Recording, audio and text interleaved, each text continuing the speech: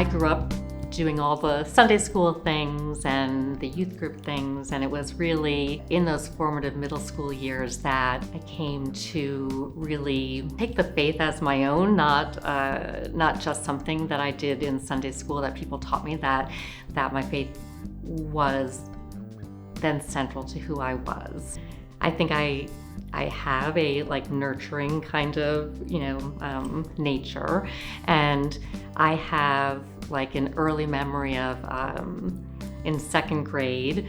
This was formative for me, I think. In second grade, my teacher asking me to take a girl who was being picked on a lot, and she was different and everything, if I would, take her and include her and, just help her to feel welcome. I think that really spoke to something inside me, because I felt really called to do what Jesus taught us. Greg and I, my husband and I, we really, really wanted to have children. I always wanted to be a mother, always. We experienced infertility problems.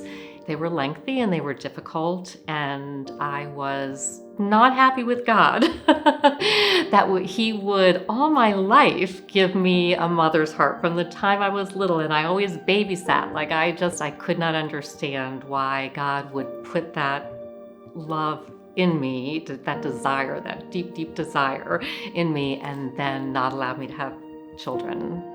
My faith was still really important to me. It wasn't that it wasn't important to me, but things were just harder. And so I would go to church, but there were so many babies being born and baptisms, and it was very painful. And I would just go in late, go to the balcony. We had a balcony you could kind of sneak up into, and I would go into the balcony and I would stay as long as I could manage to stay, and then I would leave because I just couldn't be in conversation with, we were friends with all these young couples, and they were at that point in their lives where they were having children. And so we realized that adoption was our best way forward.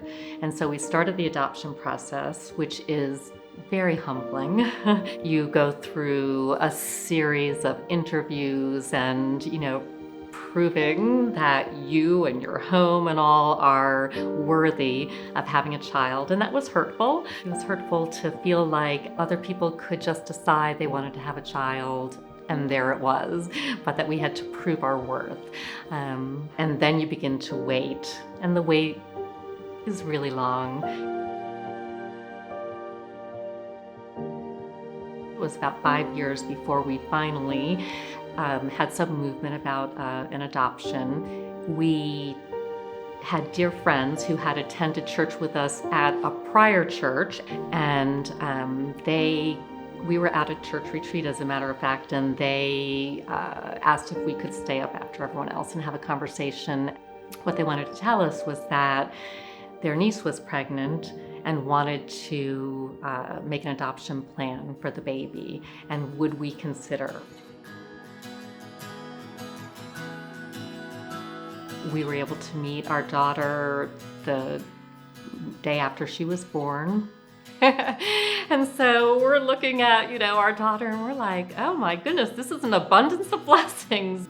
We're grateful, so grateful that we were able to be parents and that we had this precious child. And yet in time we had a real yearning, a real longing for her to have a sibling, and she really, really had a longing to have a sibling. Out of the blue, we got a call from our social worker who said, hey, we have a baby, a possible baby for you. We were able to come and meet with the birth family. From the moment we met them, there was a connection, and what was supposed to be like a 30-minute time went like an hour and a half, and we weren't supposed to share names, but we did. We kind of broke all the rules. As soon as we finished that conversation, they said, yeah, this is the family for our child, So it was a 10-year process of building our family. We can look back now and we can see God's hand through that process, for sure. I certainly grew a lot in my faith. I think that that's not unusual, that when you go through a period of real struggle, it's also a period that is really ripe for growth, for spiritual growth. When uncertainty in life hits me now, it has been helpful to look back and see where God has been with me in times past, because it reminds me that even though it doesn't feel like it right at that moment, that He is still with me, that God has always been faithful, and that I can trust that He will be going forward.